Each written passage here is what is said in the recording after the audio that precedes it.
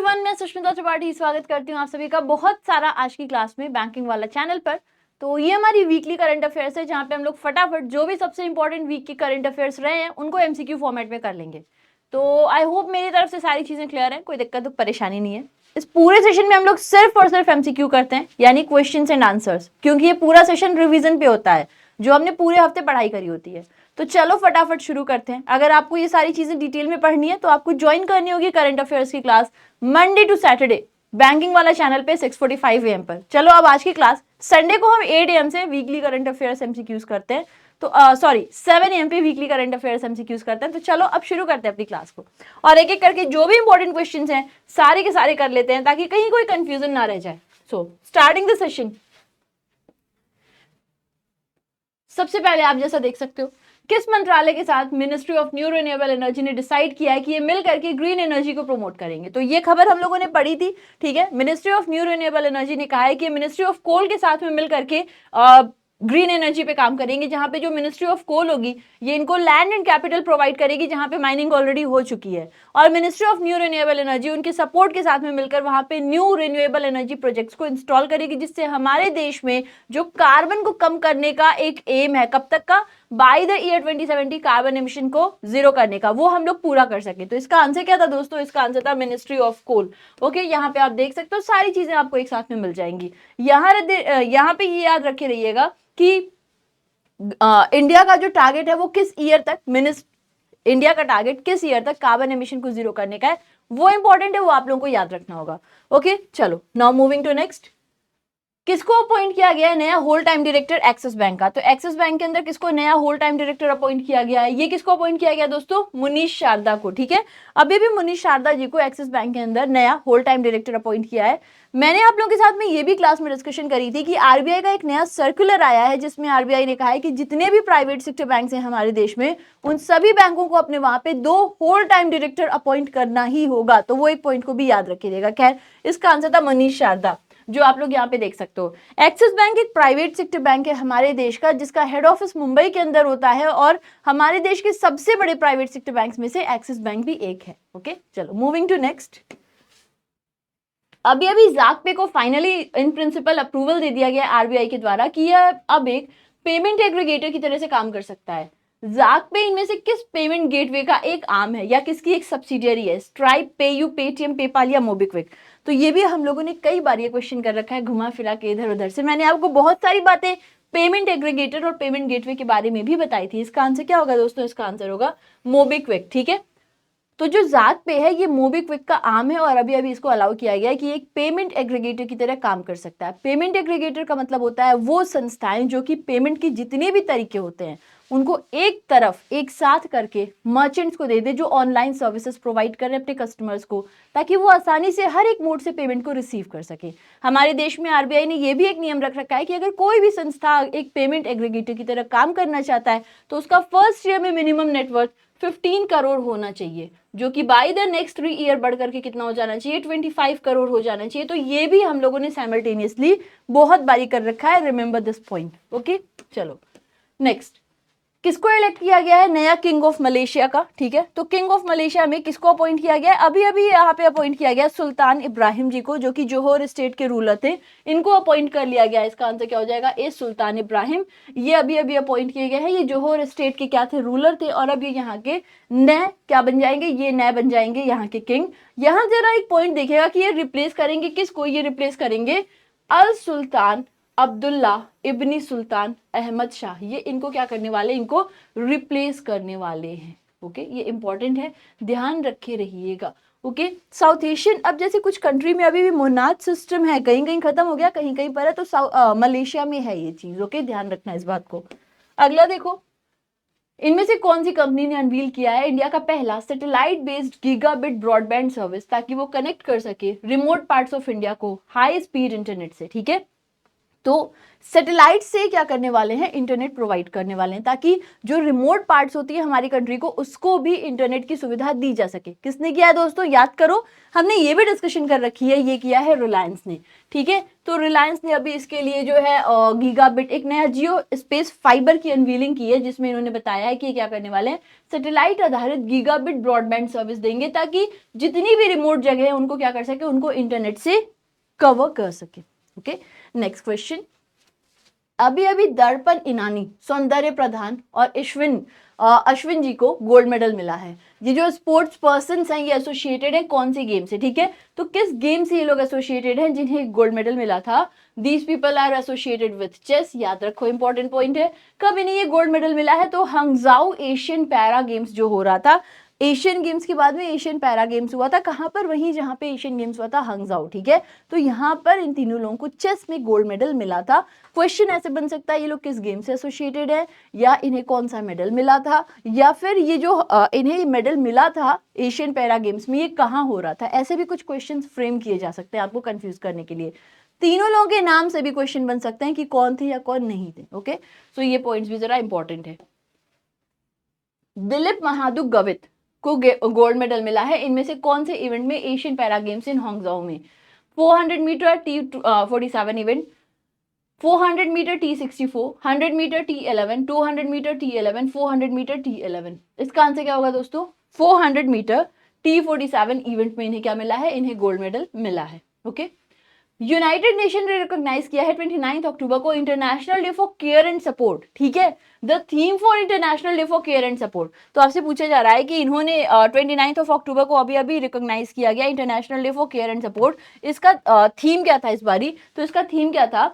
Driving a fair and inclusive recovery, ठीक है। तो इसका आंसर क्या हो जाएगा? इसका आंसर हो जाएगा बी, ठीक है ना, care, driving a fair and inclusive recovery. 29 अक्टूबर को यूएन का पहला international day for care and support मनाया गया है, ठीक है।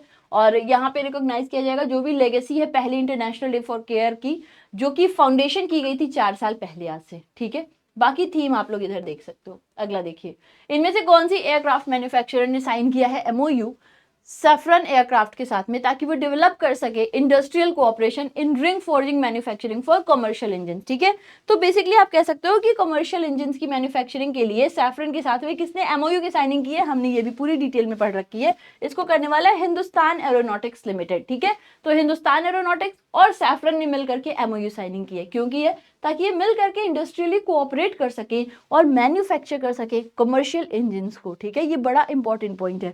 कुछ ऐसे भी हैं जो इन लोगों ने ऑलरेडी कर रखा है इस डील के तहत, कुछ ऐसे इंजन हैं जो इन्होंने ऑलरेडी मैन्युफैक्चर कर रखे हैं, और कुछ और पे अभी मतलब साइन चल रही है, साइन अप चल रहा है, आप कह सकते हो किसी पे अभी काम कर रहे हैं, कुछ और पे भी, ठीक है। खैर, इधर आप देख लीजिएगा क्या लिखा हुआ है। As part of partnership HAL will produce LEAP. LEAP का फुल फॉर्म पूछा जा सकता है एग्जाम में, कंफ्यूज करने को या क्वेश्चन टफ करने को, ठीक है। फुल फॉर्म क्या है दोस्तों? लीडिंग एज एविएशन प्रोपल्शन, ठीक है, जो कि पावरिंग एयरबस की A320 है, उसको लिए बनाई जा रही है, ठीक है। अगला देख लो, AU स्मॉल फाइनेंस बैंक ने अनाउंस किया है कि ये मर्ज करेगा फिनकेयर SFB के साथ। आपसे क्या पूछा जा रहा है कि किस साल फिनकेयर SFB को बनाया गया था? ऑप्शंस है 2018, 16, 17, 14 या 12, ठीक है। तो किस ईयर में फिनकेयर SFB को बनाया गया था? This is the question. फटाफट आंसर्स करना। इसका आंसर क्या होगा दोस्तों? जल्दी जल्दी बताइएगा सभी।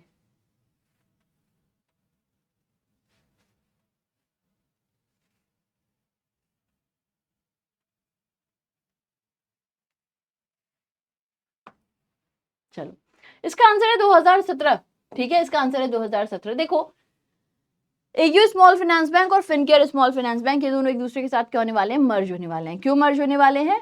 जो भी रीजन हो, ठीक है। बेसिकली क्या होता है, मर्जर के साथ में एक चीज अच्छी हो जाती है कि दोनों का बिजनेस एक हो जाएगा, तो ये थोड़ी और पावरफुल एंटिटी बन जाएगी, ठीक है। तो जो इस फिनकेयर के CEO हैं वो इस मर्ज एंटिटी के डिप्यूटी CEO बना दिए जाएंगे, ठीक है। और ऐसा नहीं कि फिनकेयर खत्म हो जाएगा, फिनकेयर का जो भी बिजनेस था अब वो AU के साथ आ जाएगा, ठीक है। तो ये बिजनेस और बड़ा हो जाएगा।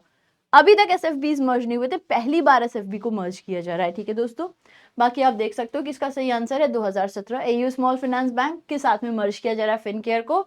और किसके, आरबीआई की, और आरबीआई ने अप्रूवल दे दिया, पहले इनके बोर्ड ने अप्रूवल दिया था, फिर इसको अब ऐसा किया जा रहा है, ठीक है। यहाँ पे देखिएगा फिनकेयर एसएफबी इस्टेब्लिशमेंट हुई है 2017 में। ये एक स्मॉल फाइनेंस बैंक है जिसकी प्रेजेंस साउथ इंडिया में ज्यादा है। हमारे देश का सबसे पहला स्मॉल फाइनेंस बैंक था capital small finance bank, Jalandhar से काम शुरू किया था इन्होंने। कोई भी संस्था यदि चाहती है स्मॉल फाइनेंस बैंक की तरह काम करना तो उसका मिनिमम नेटवर्थ 200 करोड़ होना चाहिए, ठीक है। चलो अगला, आरबीआई ने बल्क डिपॉजिट लिमिट को बढ़ा दिया है आरआरबीज के लिए, 15 लाख से कितना कर दिया है, ठीक है। तो आरआरबीज जो है यानी कि रीजनल रूरल बैंक्स, ये सभी रीजनल रूरल बैंक्स के लिए आरबीआई ने क्या कहा है, बल्क डिपॉजिट लिमिट को बढ़ाएंगे। Bulk deposit limit generally banks में 2 करोड़ की होती है, लेकिन आरआरबीज में 15 लाख की थी। अब 15 लाख से इसको बढ़ाकर कितना कर दिया गया है, 1 करोड़ कर दिया है। जो भी इससे कम की डिपॉजिट होती है, जो हम लोग इंडिविजुअल्स करते हैं, उसको रिटेल डिपॉजिट कहते हैं, और इससे ज्यादा को हम क्या कहते हैं, बल्क डिपॉजिट, ठीक है। तो वो पॉइंट जरा आप लोग ध्यान रखिएगा। Which of the following institutes in collaboration with Thünen Institute Germany will organize international workshop on food loss and waste prevention in South Asian region, ठीक है। तो फूड लॉस और वेस्ट प्रिवेंशन के लिए कौन जो है मिल करके थुनेन के साथ में एक वर्कशॉप ऑर्गेनाइज करेगी, ये करने वाली है ICAR, ठीक है, which is Indian council of agricultural research. इन्होंने कहा है कि जो भी फूड लॉस और वेस्ट प्रिवेंशन, क्योंकि यार कुछ लोग होते हैं जो बहुत सारे खाने फेंक देते हैं और कुछ को नसीब भी नहीं होता है, ठीक है। तो उस पर अवेयरनेस, उसको लेके एक वर्कशॉप ऑर्गेनाइज करने को थुनेन इंस्टीट्यूट जो कि जर्मनी की है, ये ICAR के साथ में MOU साइन कर रहा है, ठीक है। अगला, Which of the following ministries has organized Waste to Art, Scrap to Sculpture exhibition to showcase best creative initiative taken by its various organization?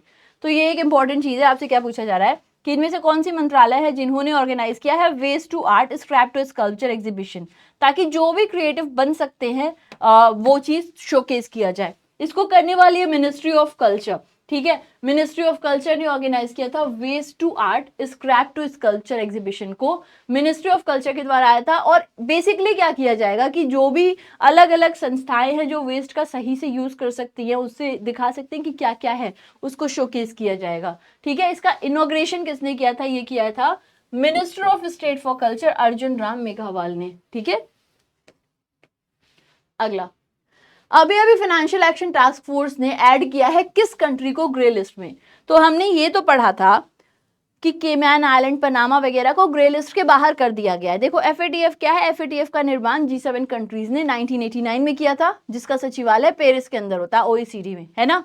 अब FATF का काम होता है कि अगर कोई भी कंट्री है जो कि टेरर फाइनेंसिंग कर रही है, मनी लॉन्ड्रिंग को सपोर्ट कर रही है, तो ये उन पे पाबंदियां लगाता है, पहले ग्रे लिस्ट में डालेगा, और अगर ये दिखा कि हाँ एविडेंस सारे सही हैं, ग्रे लिस्ट के बाद भी ये कंट्रीज अपनी एक्टिविटीज नहीं सुधारी हैं, तो उनको ब्लैक लिस्ट कर देता है। तो तमाम तरीके के सैंक्शंस और बहुत चीजें देखनी पड़ती हैं उन कंट्रीज को, इसलिए कंट्रीज अपनी एक्टिविटीज सही रखते हैं, और वैसे भी उन्हें सही भी रखना चाहिए, एथिकली भी, ठीक है। तो कुछ कंट्रीज थी जिन्हें ग्रे लिस्ट में डाला गया, कुछ को निकाला गया, केमैन आइलैंड, पनामा वगैरह को निकाला गया। डाला किसको गया ग्रे लिस्ट के अंदर, यहाँ पे आपसे क्वेश्चन में ये पूछा जा रहा है, तो किसको डाला गया था, यही डाला गया था बुल्गेरिया को। बुल्गेरिया को ग्रे लिस्ट के अंदर इंट्रोड्यूस कर दिया गया, इंक्लूड कर दिया गया, सॉरी, और वहीं कुछ कंट्रीज को बाहर निकाल दिया गया, ठीक है। अगला, अच्छा, FATF के चीफ कौन होते हैं, टी राजा। टी राजा सिंगापुरियन है, 2024 तक FATF के चीफ होंगे, फिर कोई नए लोग आ जाएंगे, ठीक है। चलो अगला देखो, अभी अभी स्काईरूट एरोस्पेस जो कि एक प्राइवेट स्पेस टेक कंपनी है भारत की, इन्होंने एक एडिशनल $27.5 मिलियन प्री सीरीज सी फंडिंग राउंड को क्या किया है, इन्हें मिली है टेमासेक के द्वारा। आपसे पूछा जा रहा है कि CEO कौन है स्काईरूट एरोस्पेस के, ठीक है। तो स्काईरूट एरोस्पेस जो है ये हमारे देश में स्पेस सेक्टर के अंदर सबसे बेहतर परफॉर्म करने वाली कंपनीज में से एक है। आपसे पूछा क्या गया, आपसे पूछा गया है कि CEO कौन है स्काईरूट एरोस्पेस के। ऑप्शंस हैं रोहन गणपति, पवन चंद्रा, यहास कर्णम, श्रीकांत रविचंद्रन या महेश मूर्ति। तो इसका आंसर क्या था, पवन चंद्रा। पवन चंद्रा इनके चीफ हैं, और अभी फिलहाल में स्काईरूट को नई फंडिंग मिली है टेमासेक के द्वारा, जो कि एक सिंगापुरियन कंपनी है, ठीक है दोस्तों। अगला देखिएगा, रिसेंटली इंडिया के union health minister Mansukh Mandaviya ने एड्रेस किया है world health assembly organisation regional committee का कौन सा सेशन, यानी कि कौन से नंबर का सेशन है जो इन्होंने एड्रेस किया था, ठीक है। ऑप्शंस देखिए क्या है, 56, 80, 76, 78 या 86। इसका आंसर क्या था दोस्तों, 76। तो union minister of health family welfare ने एड्रेस किया था 76 सेशन, ठीक है, किसका, world health organisation regional committee for South East Asia, okay, जैसे आप यहाँ देख सकते हो अभी अभी इसकी क्या हुई है, अभी अभी इसकी एड्रेसिंग हुई है, जहाँ पे इन्होंने डिस्कशन किया है किस तरीके से हेल्थ सेक्टर हमारे देश में जो है या पूरे विश्व में कैसे और अच्छा हो सकता है और क्या क्या नए नए स्टेप्स लिए जा सकते हैं ओवरऑल इसमें इम्प्रूवमेंट के लिए। ठीक है, चलो अगला, seventh edition of joint military exercise Kazand between India and which country will be conducted from 30th October to 11th November। ठीक है, तो काजिंद एक्सरसाइज भारत और किस कंट्री के बीच में ऑर्गेनाइज किया जा रहा है? ऑप्शंस हैं Kiribati, Liberia, Kyrgyzstan, Kazakhstan, Korea, Republic of south Korea. तो इसका आंसर क्या है दोस्तों? ये ऑर्गेनाइज किया जा रहा है भारत और कजाकिस्तान के बीच में। ठीक है, काजिंद एक्सरसाइज है, भारत और कजाकिस्तान के बीच में होता है और ये कहाँ पर होगा? ये होगा आपका कजाकिस्तान के ही अंदर। इसमें जो है इंडियन एयरफोर्स और इंडियन आर्मी दोनों पार्टिसिपेट करने वाली है, एक दूसरे के साथ कॉम्बैट एक्सरसाइज करेंगे। Okay, next, recently 25 bollard pull tug named as what was launched on October 28 2023 at MS Soft Shipyard Private Limited Bharuch Gujarat. ठीक है, तो आपको बताना है इसका नाम क्या है। क्या पूछा जा रहा है आपसे? अभी अभी 25 थी बोलार्ड पुल टग, जिसका नाम क्या था? इसकी लॉन्चिंग हुई है। ऑप्शंस आप देख रहे हो, महाबली, बलशील, बुलंद, बलराम या बहादुर। इसका आंसर क्या है दोस्तों? इसका आंसर है महाबली। ठीक है, अभी अभी इसकी लॉन्चिंग करी गई है अक्टूबर 28 2023 को। कहां पर? Soft shipyard private limited Bharuch Gujarat के अंदर। ओके, अगला देखिएगा, स्टेट बैंक ऑफ इंडिया ने अपॉइंट किया है किसको अपना ऑफिशियल ब्रांड एम्बेसडर? ऑप्शन देखो और आंसर करो दोस्तों सभी लोग। ठीक है, किसको इन्होंने अपॉइंट किया है अपना नया brand ambassador?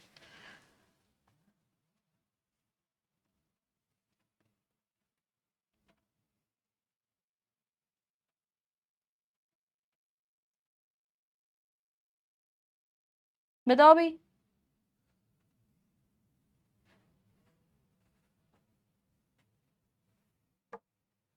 Okay,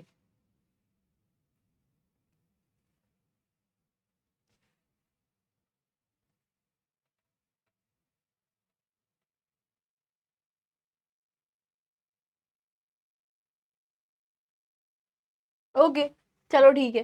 so the answer here will be what? The answer will B Mahendra Singh Dhoni. Mahendra Singh Dhoni, अब देखो ब्रांड एम्बेसडर बनते हैं तो क्या होता है ना, ये उस ब्रांड को एंडोर्स करते हैं, उसकी एडवर्टाइजमेंट करेंगे, लोगों तक पहुंचाएंगे उसके बारे में जो भी सूचनाएं होंगी। जैसे जियो मार्ट का भी ऐड कर रहे हैं, ठीक है, अब वैसे एसबीआई में भी इंडल्ज हो जाएंगे। तो इसका आंसर क्या होगा? महेंद्र सिंह धोनी। बाकी आप देखिएगा, बैंक ऑफ बड़ौदा ने राहुल द्रविड़ और बैडमिंटन प्लेयर पीवी सिंधु, के श्रीकांत को भी अपने वहां पर क्या कर रखा है? एंडोर्स करने के लिए ब्रांड एम्बेसडर बनाया। इसके साथ में शेफाली वर्मा जी भी इनकी ब्रांड एम्बेसडर हैं। ठीक है, नेक्स्ट देखिएगा, अभी अभी मैथ्यू पेरी जो कि चैंडलर बिंग से मशहूर थे, फ्रेंड्स सिटकॉम में आते थे, ठीक है, इनकी मृत्यु हो गई है। आपसे पूछा जा रहा है किस देश को बिलोंग करते थे? ठीक है, तो ये बहुत ही फेमस एक्टर थे चैंडलर बिंग। पूरे विश्व में अभी तक जो सबसे फनीएस्ट कैरेक्टर रहे सीरियल्स में, उसमें इनका नाम दूसरे नंबर पर आता था। ठीक है, चैंडलर एम बिंग से ये बहुत फेमस थे, फ्रेंड्स में आया करते थे। ठीक है, बहुत पहले ये फ्रेंड्स सीरीज खत्म हो गई थी, लेकिन अपने रोल के लिए मशहूर थे। किस देश को ये बिलोंग करते हैं वो आपसे पूछा जा रहा है। तो ये कौन से देश को बिलोंग करते हैं? यूएसए को बिलोंग करते हैं। ठीक है, अगला, graphic novel achievement, the graphic novel titled Ajay to Yogi Adityanath has achieved a historic feat by having the highest number of book launches. ठीक है, तो इसकी highest number of book launches अभी तक देखने को मिली है। आपसे पूछा क्या जा रहा है, ये कहां पर अपना स्थान बनाइए? Highest number of book launches record को कहां पर, किस जगह पर अपना रिकॉर्ड दर्ज करी है?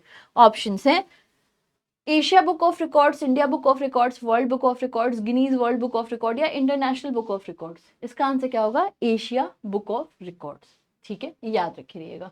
अगला, वर्ल्ड स्ट्रोक डे को सेलिब्रेट करते हैं किस दिन? 27 अक्टूबर, 29 अक्टूबर, 26 अक्टूबर, 30 अक्टूबर या 20 अक्टूबर। ठीक है, तो वर्ल्ड स्ट्रोक डे को किस दिन सेलिब्रेट करते हैं, ये आपसे क्वेश्चन पूछा है। The answer here will be what? The answer will be 29 of October. हर साल 29 अक्टूबर को वर्ल्ड स्ट्रोक डे सेलिब्रेट होता है, ताकि लोगों को अवेयर किया जा सके कि स्ट्रोक जो है आजकल कितना बड़ा इश्यू बन चुका है और लोगों को अपने हेल्थ का कितना ध्यान देना चाहिए। थीम क्या है दोस्तों? थीम देख लीजिएगा, together we are greater than stroke. ठीक है, तो एक दूसरे को अवेयर करो ताकि ऐसा ना हो। ओके, तो वर्ल्ड स्ट्रोक डे को ऑफिशियली डेजिग्नेट किया था अक्टूबर 29 को, और इसको इनिशिएट किया था 2004 वर्ल्ड स्ट्रोक कांग्रेस इन वैंकूवर कनाडा में। अगला देखो, नेशनल यूनिटी डे, जिसको राष्ट्रीय एकता दिवस भी कहते हैं, इसको 31 अक्टूबर को मनाया जाता है ताकि किसकी बर्थ एनिवर्सरी को कॉमेमोरेट करें। तो किसके जन्म दिवस की याद में आज हमारे देश में नेशनल यूनिटी डे या राष्ट्रीय एकता दिवस को मनाया जाता है। इसका आंसर क्या होगा? सरदार वल्लभ भाई पटेल। इंपॉर्टेंट है, याद रखनी है हमें इस बात को, ठीक है। तो सरदार वल्लभ भाई के पटेल जी के बर्थडे को हर साल 31 अक्टूबर को नेशनल यूनिटी डे मनाया जाता है। स्टैच्यू ऑफ यूनिटी कहाँ पर एस्टैब्लिश्ड है? स्टैच्यू ऑफ यूनिटी एस्टैब्लिश्ड है केवाड़िया के अंदर, जो कि पूरे विश्व की सबसे लंबी स्टैच्यू है और उसको बनाने वाले हैं राम सुतार जी। इन्होंने ही अंबेडकर जी की स्टैच्यू ऑफ इक्वालिटी को भी बनाया है। तो Statue of Equality Ambedkar ji, Statue of Unity Vallabh Bhai Patel जी, ठीक है। चलो अगला देखो, इंडिया ने अचीव किया historic feat at Hangzhou Asian Para Games with a record 111 medals, जिसमें 29 गोल्ड, 31 सिल्वर, 51 ब्रॉन्ज है। और इसके साथ ही साथ में कौन सी पोजीशन पर हम लोग आ गए, ठीक है। तो इंडिया ने एशियन पैरा गेम्स के अंदर कौन सी पोजीशन मेंटेन की है, कितने मेडल्स के साथ में? 111 मेडल्स के साथ में। Options 3rd 4th 5th 6th या 7th। इसका आंसर क्या है दोस्तों? इसका आंसर है 5th, ठीक है। इंडिया ने 5th पोजीशन सिक्योर की है। हाईएस्ट किसका था? चाइना, ईरान, जापान और कोरिया, ये हाईएस्ट पर थी। और इनके बाद में कौन था? इंडिया था, ठीक है, ध्यान रखना है। चलो अगला देखो जरा, recently prime minister Shri Narendra Modi ने इनॉग्रेट किया है dedicated to the nation and laid foundation stone for projects worth around how much, ठीक है। तो मेहसाना गुजरात में प्रधानमंत्री मोदी जी ने कुछ डेवलपमेंटल प्रोजेक्ट्स का इनॉग्रेशन किया था। आपसे पूछा जाए कितने का ये प्रोजेक्ट था टोटल? ऑप्शंस 5000 करोड़, 5800, 4800, 4000, 6000। इसका आंसर क्या होगा दोस्तों? इन्होंने 5800 करोड़ के प्रोजेक्ट की क्या की थी? इनॉग्रेशन करी थी, ओके। अगला, union road transport minister Nitin Gadkari ji ने इनॉग्रेट किया है और नींव रखी है नेशनल हाईवे प्रोजेक्ट, जिसकी कीमत थी 17,500 करोड़ की, ठीक है, फॉर असम। तो आपसे पूछा जा रहा है कि कितने हाईवे प्रोजेक्ट्स की, ठीक है, इन्होंने 17,500 करोड़ की हाईवे प्रोजेक्ट्स की नींव रखी है असम में। कितने हाईवे प्रोजेक्ट्स हैं उसके अंदर? ऑप्शंस क्या क्या हैं? 26, 20, 16, 17, 30, ठीक है। तो कितने हाईवे प्रोजेक्ट्स हैं बताइए फटाफट, सभी लोग बताइएगा। The answer will be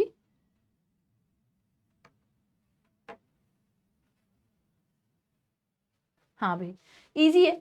इसका आंसर क्या होगा दोस्तों? 26 प्रोजेक्ट्स के लिए इन्होंने नींव रखी थी, okay.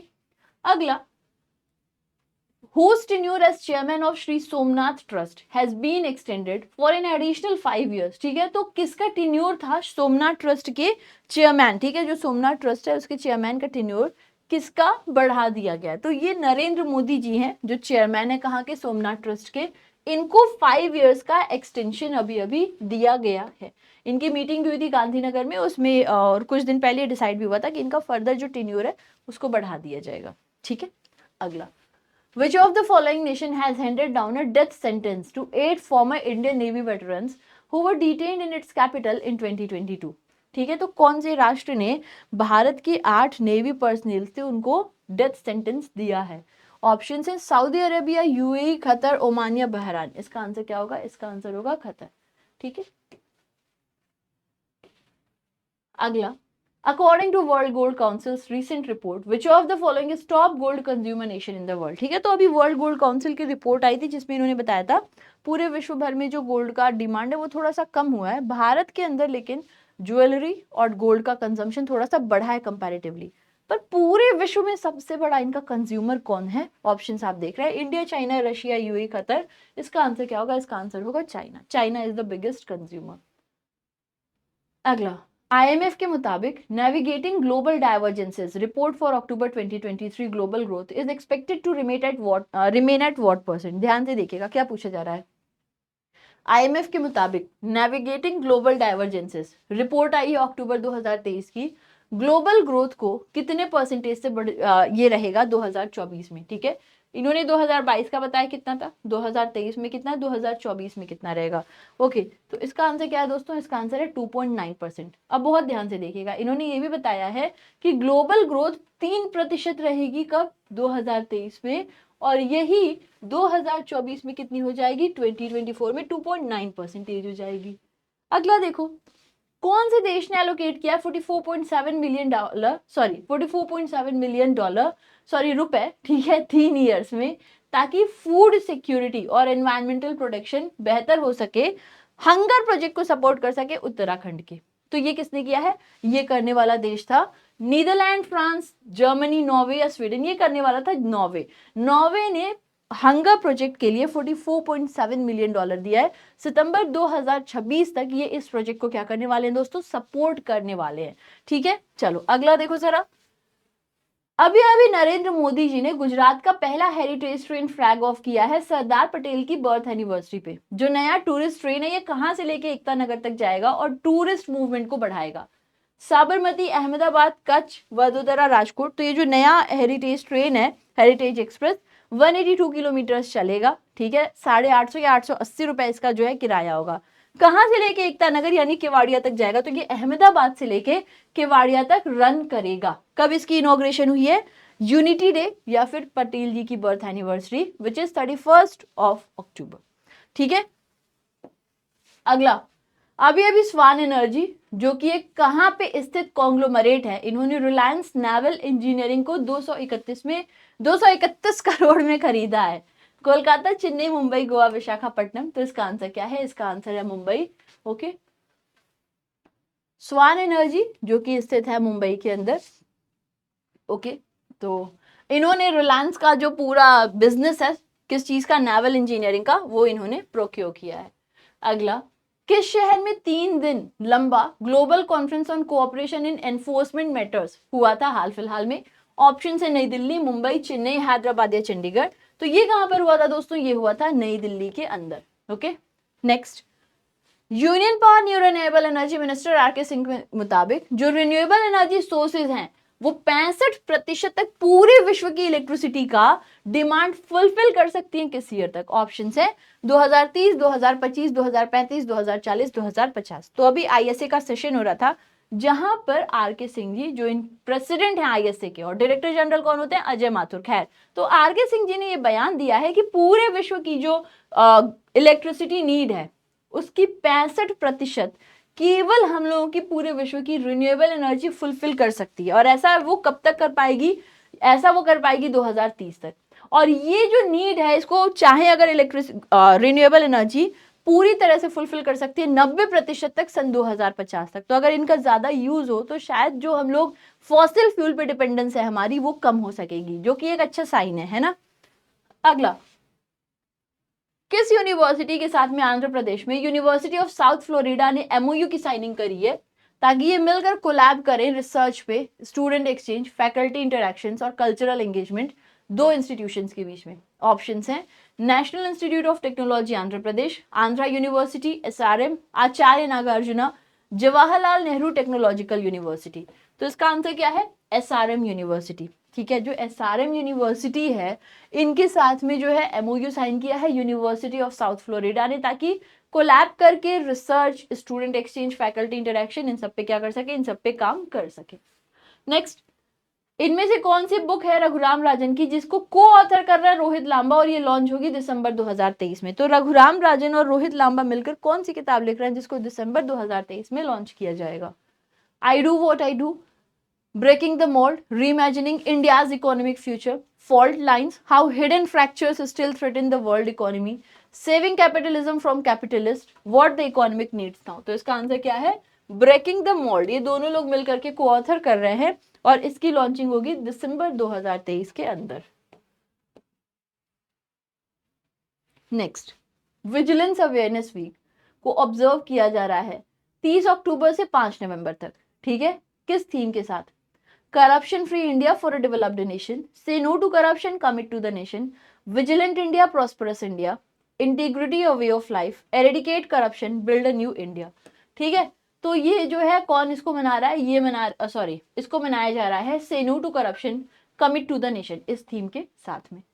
Next, world vegan day को सेलिब्रेट कर रहे हैं 1 नवंबर से। ठीक है, क्या पूछा है? वर्ल्ड वेगन डे को सेलिब्रेट करते हैं एनुअली 1 नवंबर को। जब से ये शुरू हुआ है, कब से शुरू हुआ है? ऑप्शन है 1998, 96, 94, 2000 और 2002। इसका क्या आंसर होगा बताइएगा सभी लोग। What is the answer?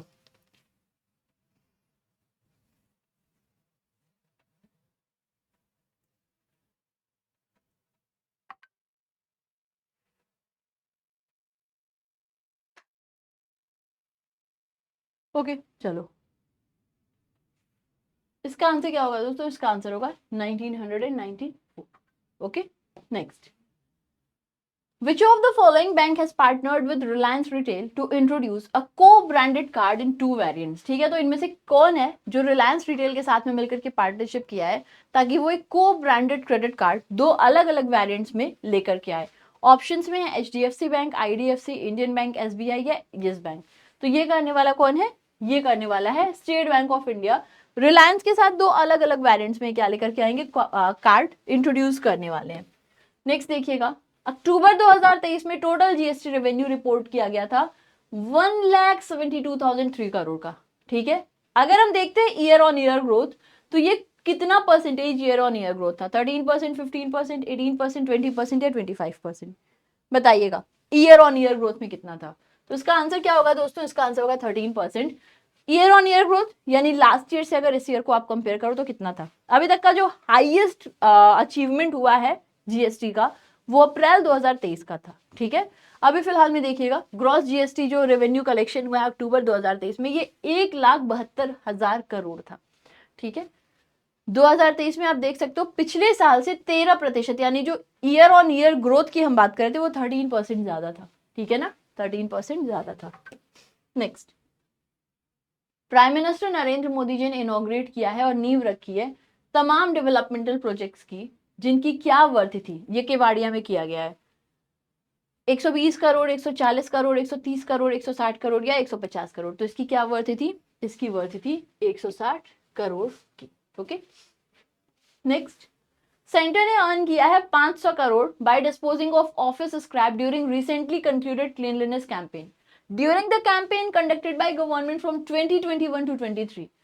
कितना रेवेन्यू जो है जनरेट किया गया है? तो जो ऑफिस में स्क्रैप जो बेकार चीजें हैं उसको रिमूव करके कितना रेवेन्यू का जनरेशन हुआ है अक्टूबर 2021 से लेके 2023 तक? ठीक है, तो अभी तक टोटल 2021 से लेके 2023 तक टोटल कितना जनरेशन हुआ रेवेन्यू का? तो जो टोटल रेवेन्यू जनरेशन हुआ है ये हुआ है 1100 करोड़ रुपए का। ठीक है, तो आपने देखा होगा स्पेशल कैंपेन 1, स्पेशल कैंपेन 2, अभी स्पेशल कैंपेन 3 चल रहा था। ये स्वच्छता का ही एक पार्ट है जिसके अंदर जो ऑफिस होते हैं ना, सरकारी विभाग होते हैं, इसमें जो भी ऑफिस में बेकार चीजें स्क्रैप मटेरियल्स वगैरह होते हैं उसको लोग रिमूव करते हैं। ठीक है, तो उसी को रिमूव करके 2021 से लेके अभी तक 1100 करोड़ का रेवेन्यू जनरेशन किया गया। ठीक है,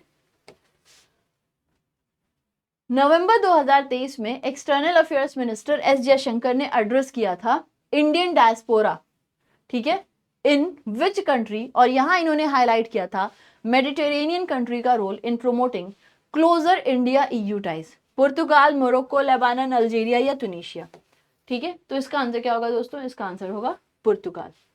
नेक्स्ट, IRDAI ने एक कमिटी बनाई है ताकि बैंक अश्योरेंस को लेकर जितनी भी प्रॉब्लम्स हैं उसको दूर किया जा सके। बैंक अश्योरेंस, जब बैंक और इंश्योरेंस कंपनीज दोनों मिल करके जो है इंश्योरेंस प्रोडक्ट को बेचती हैं, तो बैंक के जितने कस्टमर्स होते हैं उनको इंश्योरेंस कंपनीज इंश्योरेंस प्रोडक्ट बेचती हैं, इसको बैंक अश्योरेंस कहते हैं। ठीक है, तो यहाँ पे आपसे पूछा जा रहा है कि IRDAI ने जो कमिटी बनाई है बैंक अश्योरेंस के डिस्ट्रीब्यूशन को लेकर, ये अभी बनाई थी उसको बेटर करने के लिए, हेड ऑफिस कहाँ? ये बड़ा आसान सा क्वेश्चन हो गया। हैदराबाद, मुंबई, लखनऊ, चेन्नई या बेंगलुरु? ठीक है, तो इसका हेड ऑफिस कहाँ पर है?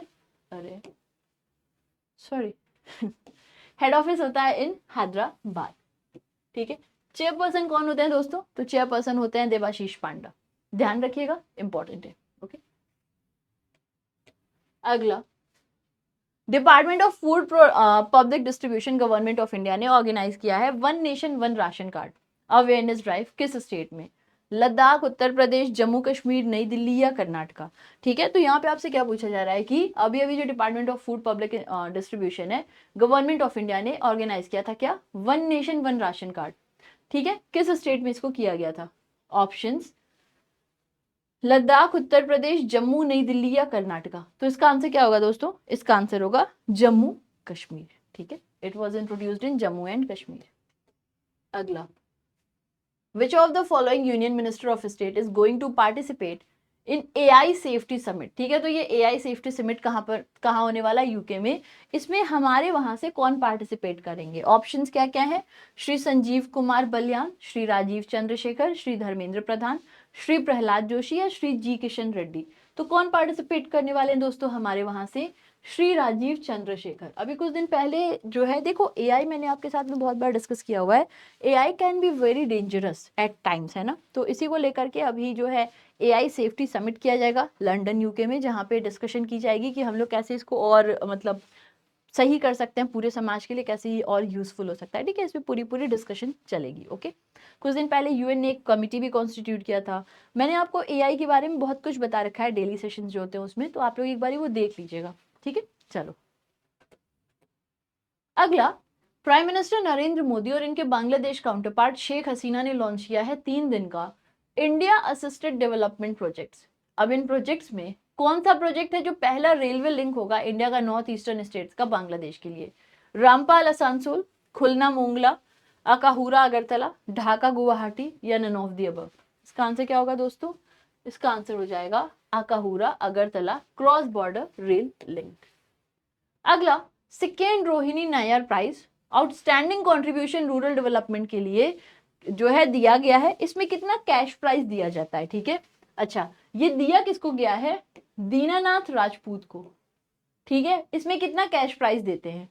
15 लाख, 20 लाख, 5 लाख, 10 लाख या 9 लाख, ठीक है। तो इसमें कितना कैश प्राइज देते हैं दोस्तों? इसमें देते हैं 10 लाख रुपए का कैश प्राइज, ठीक है। अब यहां जरा ध्यान दीजिएगा, जरा, okay.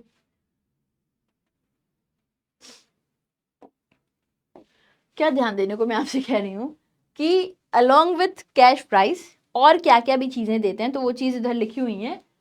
It come with a trophy, a citation and a cash price. तो मे भी आप लोगों से कैश प्राइस पूछ ले, या हो सकता है आप लोगों से पूछ ले कि इसके साथ में और क्या क्या भी दिया जाता है जो भी विजेता होता है इस प्राइस का, ठीक है। Which of the following university is going to launch its own satellite, a got not from in space? University of Delhi, Jawaharlal Nehru University, Indian Institute of Science, Banaras Hindu University, Aligarh Muslim University? कौन सी इसमें से university है जो launch करेगी अपना खुद का satellite जो कि इन स्पेस से जिसको नॉड मिला है? तो ये करने वाली है अलीगढ़ मुस्लिम सैटेलाइट यूनिवर्सिटी। अलीगढ़ मुस्लिम यूनिवर्सिटी का SSAMU सैट प्रोजेक्ट है, इसको ही अप्रूवल दिया गया इन स्पेस के द्वारा। इन स्पेस को इसलिए ही बनाया गया था ताकि अगर कोई भी, जैसे क्या है हमारे देश में स्पेस सेक्टर को और प्राइवेटाइज करने की बात हो रही थी, तो इसको और प्राइवेटाइज कैसे कर सकते हैं? अगर ज्यादा से ज्यादा प्राइवेट सेक्टर की स्पेस संस्थाएं हमारे देश में आए और अपनी तरफ से भी और नए नए प्रोजेक्ट्स वगैरह को डेवलप करें, तो वो हमारे लिए और हेल्पफुल होगा। तो ये जो प्राइवेट सेक्टर कंपनी है, इनको इसरो से रूबरू कराने के लिए इन स्पेस को लॉन्च किया था कि इसरो की सुविधाएं ये भी लॉन्च करें, इसरो के साथ मिलकर के काम कर सके, इसलिए इन स्पेस काम करता है। इन्होंने ये अप्रूवल दिया है अलीगढ़ की सैटेलाइट प्रोजेक्ट को, ठीक है। किसको नॉमिनेट किया गया है कि ये लीड करेंगे वर्ल्ड हेल्थ ऑर्गेनाइजेशन का regional office for South East Asia? Tarana Halim, Saima Wazed, Sahara Khatun, Banita Roy या सैयदा रजिया फैज? तो ये किसको दिया गया है? साइमा वाजिद को।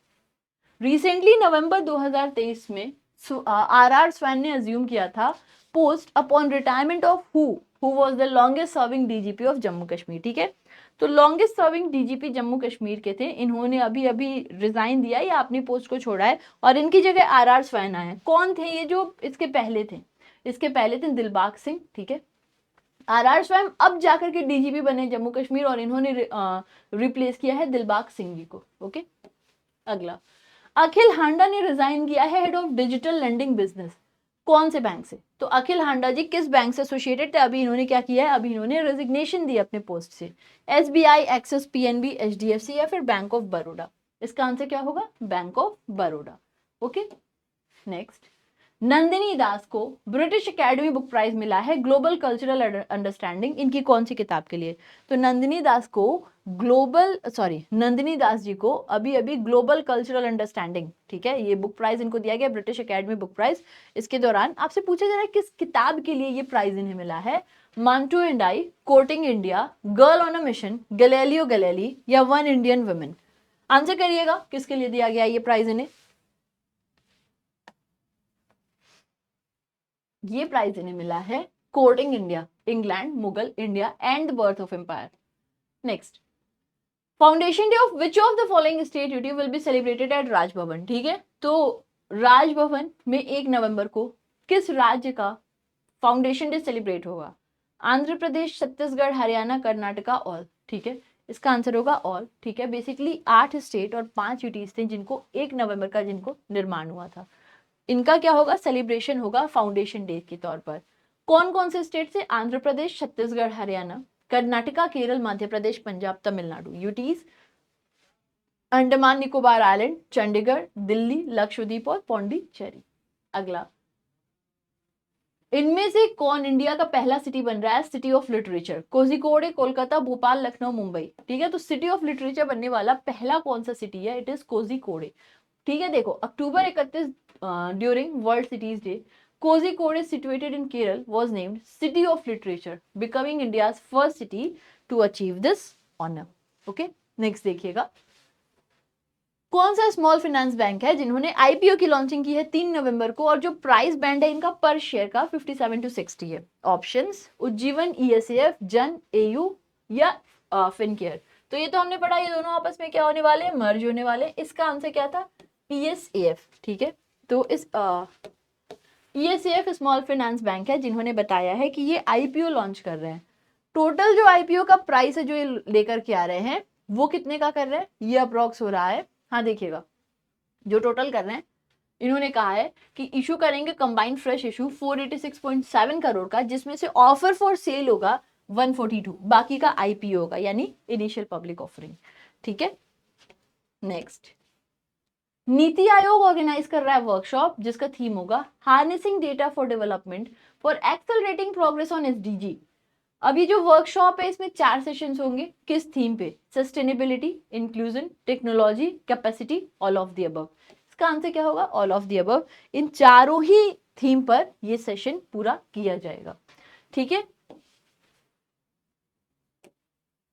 6 इंडियन बैंक को कोर्ट बैटल जीते हैं लंदन में।